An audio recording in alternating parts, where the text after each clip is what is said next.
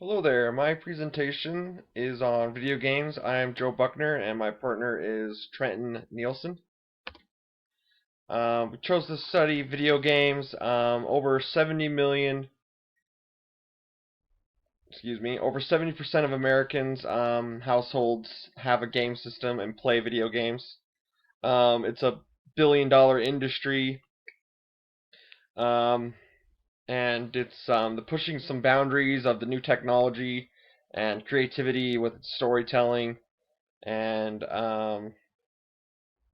So yeah, it's pretty interesting to get into like the study of the different types of games, like sports games, space games, military games, history. These are just a few of the areas that games can be portrayed and used and enjoyed. Some backgrounds. There are a variety of games with all different types of stories and genres. Um, Dating back from the early years in the 60s to the current days where we have pretty much a new game coming out every at least 4 or 5 a month. So there's definitely a big generation of games, and each year the hardware and software change and upgrade and get better and better. So here's some of the first video games. This Will Heidenball had a simple tennis game um, that he created, and then some mostly rudimentary analog games.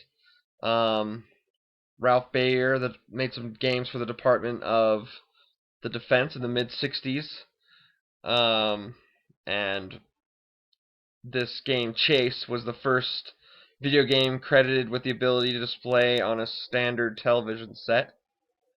Um, a lot of the MIT guys at Space played a lot of Space Wars, a lot of Asteroids games at MIT. The first um, console, the Magnavox Odyssey in 1972, used switches, and then shortly after they came out with the Atari, the second generation, 1977, and that uses microprocessors. Atari did huge in 1977 through 1982, made an estimated 4 billion, but kind of died away. Video games consoles kind of died away after that until the 8-bit processors. It was the mid 1980s, the Sega Master System, and the big one was the Nintendo Entertainment System, or the NES. In 1987, it was Nintendo's best-selling toy, and I actually had one in 1989. And here below are some of the characters, iconic characters: Donkey Kong and Mario. Mario has over 50 games credited to the franchise now, made millions of dollars with Nintendo. They were kind of the powerhouses, and Sega was around, but not as popular with Sonic and some other things, and Sega kind of died away. Eventually, they don't do consoles anymore, but the next slide. Nintendo also came out with handheld devices that were comfortable and had a lot of similar games that you were already familiar with. The Mario, Zelda, Pokemon obviously came from the handheld device. And in the mid 90s, families owned both the hard consoles and the handheld device. So that was pretty interesting.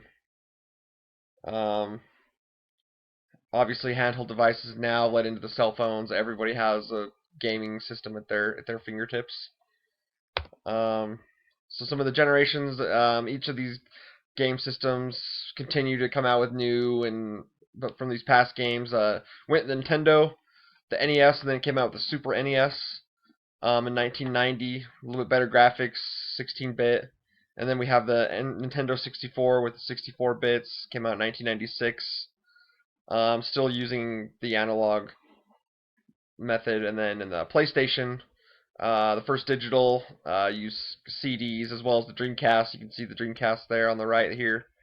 And it's kind of a more mechanical uses there. So, yeah.